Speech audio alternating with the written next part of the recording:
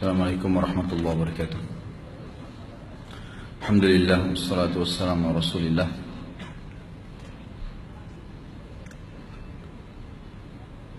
Sebelum salam ditulis, maaf Ustaz, tema yang lalu. Baik.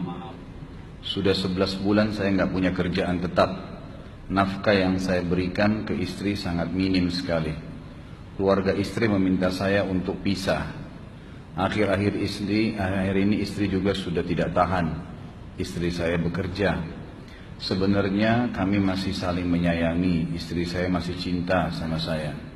Ustaz, gimana saya menyikapi masalah ini? Apa saya ikuti maunya istri dan keluarga? Saat ini istri saya lagi didekati pria lain yang lebih mapan dan kaya. Salahkah saya kalau memukul pria tersebut? Karena pria itu telah mengambil kesempatan dalam kesempitan rumah tangga kami.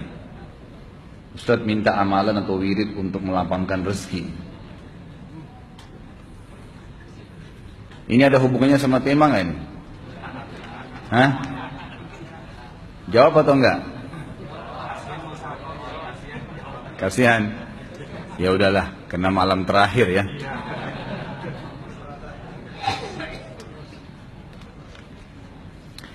Yang pertama sekali, saya menyarankan Anda saran dari laki-laki ke laki-laki.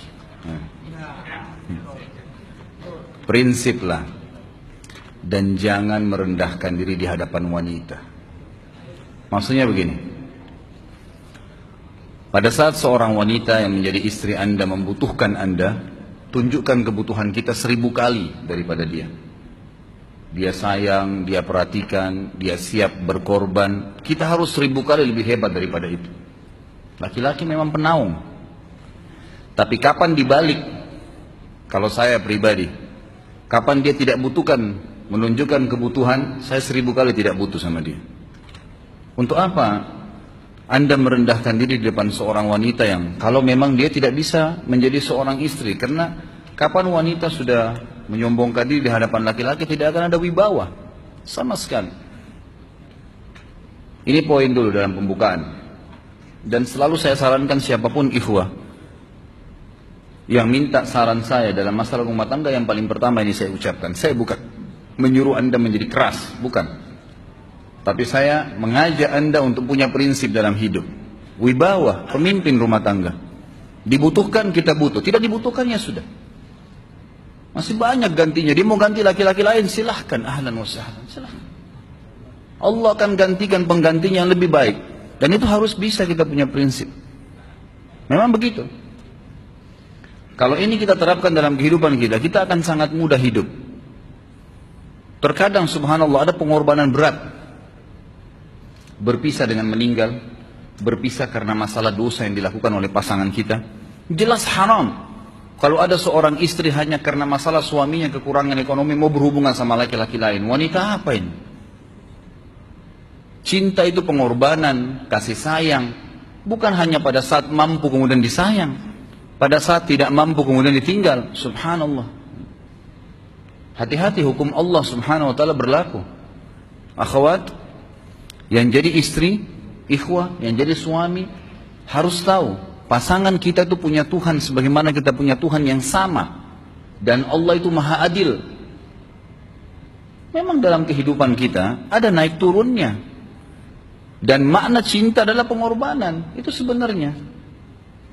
Kalau hanya kita kantongnya lagi penuh kemudian disuka sama istri, pada saat lagi tipis, lagi masalah kemudian dia mau berhubungan sama laki-laki lain, na'udzubillah min dzalik. Wanita apa ini? Kalau saya tidak naungin. Kalau saya nggak naungin. Kamu mau sama dia silahkan. Ahlan sahlan, silahkan jalan.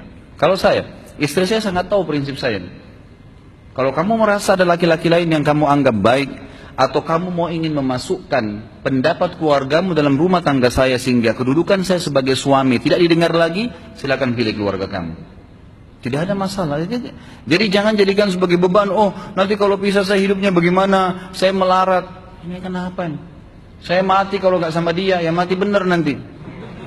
Gila kalau nggak nikah sama dia, gila kalau siapa ini? Ini kenapa ini? Keluar dari bingkai hidup itu. Seorang muslim itu hidupnya mulia.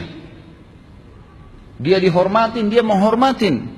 Dia dihina, tinggalkan. Gitu kan. Allah SWT tidak menyuruh kita menghinakan diri, tidak boleh. Kalau wanita ini misalnya, istri ini yang dikatakan tadi masih mencintai suaminya, dia hanya sekedar minta kerja, ya, garis bawahi kalimat ini ya, dia hanya sekedar minta kerja untuk membantu nafkah rumah tangga, ahlan wa sahlan, jempol, nggak masalah, bagus itu. Sampai suaminya mapan, itu baik. Tapi dalam kondisi masih status istri punya hubungan sama laki-laki lain, na'udzubillah min dzalik. Mana ghirah, mana kecemburuan positif yang telah Allah pelihara dalam diri kita, nggak boleh. Pada saat seorang sahabat pulang ke rumahnya mendapatkan istrinya selingkuh dengan laki-laki lain, tidak disebutkan apakah berhubungan biologis atau tidak, tapi yang jelas sahabat ini sampai kaget masuk ke rumahnya temukan ada laki-laki lain. Dia bingung mau lakukan apa. Dia pergi ke Nabi SAW lalu berkata, ya Rasulullah, saya pulang rumah istri saya lagi sama laki-laki lain. Maksudnya dia pandu saya harus buat apa nih? Apa yang terjadi? Subhanallah, Sa'ad radhiyallahu anhu sahabat Nabi mulia menghaluskan pedang mengatakan, ya Rasulullah, kalau terjadi pada rumah tangga saya akan penggal dua-duanya. Dua-duanya saya penggal nih. Tapi di sini ulama bilang saat ingin menghukum kalau terjadi pada keluarganya dengan penggal ini, bukan maksudnya dia menghukum secara individu, maksudnya dia, saya ingin terapkan hukumnya Allah, dirajam, dibunuh karena mereka sudah menikah dan berzina. Hukum Allah terapkan, kemuliaan agama harus ada. Harus begitu. Seorang istri yang mau tinggal di bawah naungan kita sementara kita sudah berkorban di bawah terik matahari, sudah bekerja, sudah memilih dia dari sekian banyak wanita, kemudian dia mau berkorban, hormatin dia, junjung dia, lindungin dia, rangkul dia, gitu kan? Bela dia, memang harus begitu. Tapi kalau masih dalam naungan, kemudian sedikit himpit masalah ekonomi lalu berhubungan sama laki-laki lain, naudzubillah, jangan dipertahankan, berbahaya sekali, gitu kan? Jangan Anda menjadi laki-laki lemah gitu. Saya kemarin ditelepon oleh 2 orang sekaligus, subhanallah. Sahabat dekat telepon kepada saya, laki-laki. Ustaz, maaf mau ngomong sebentar. Baik, silahkan. Ustaz, saya ini, istri saya pulang ke rumah ke kampung ayahnya ibunya karena alasan mengurus ayah dan ibunya. Akhirnya saya sama anak-anak ditinggal di sini sendiri. Setiap kali saya panggil pulang, dia bilang, sudahlah saya nggak mau pulang. Kalau mau nikah lagi silahkan. Dia bahasakan begitu. Bagaimana sarannya Ustaz? Saya bilang nikah lagi. Dengan tegas saya bilang nikah lagi. Kalau tidak terbuka pintu fitnah. Perempuan itu kenapa harus pilih orang tuanya? Tidak boleh secara syar'i. Nggak boleh. Sudah menerima akad nikahnya seorang laki-laki, laki-laki itu yang dinomorsatukan di atas ayahnya, nggak ada alasan. Kalau suami izinkan boleh urus orang tua, kalau nggak diizinkan tidak boleh, nggak boleh. Bagaimana dia tinggalkan suaminya sama anaknya? Kaget itu saya katakan begitu. Iya, bahkan sekarang hukum poligami sudah wajib bagi Anda, nggak boleh, wajib sekarang. Ini ragu mau melangkah seakan-akan poligami itu dosa, padahal dia ditinggal oleh istrinya. Bagaimana bisa ini? Ada laki-laki seperti ini nggak punya prinsip, harus melangkah. Dia sudah dapat jawaban saya dikasih, ini Ustaz teman saya juga mau bicara, masalahnya sama lagi. Ustaz istri saya tinggalkan saya, Ustaz kayak mau menangis. Sebentar, jangan pakai nangis laki-laki. Apa ini cengeng? Ditinggal wanita nangis, subhanallah. Orang nangis itu ditinggal meninggal Rasulullah SAW, ketinggalan sholat subuh berjamaah, itu nangis. Nggak jadi jihad, nah itu nangis. Ditinggal perempuan nangis, la ilaha illallah. Allah ciptakan perempuan lebih banyak daripada laki-laki. Ini bukan menurunkan martabat perempuan ya. Artinya harus seorang pemimpin itu punya wibawa. Nggak bisa, kalau nggak akan dianggap remeh nanti. Istri itu dinaungin, dilindungin, dididik, diberikan haknya ia. Berikan berlipat-lipat penghormatan sebagaimana dia berikan satu penghormatan, nggak apa-apa. Tapi jangan sampai menginjak martabat seorang pemimpin, tidak boleh.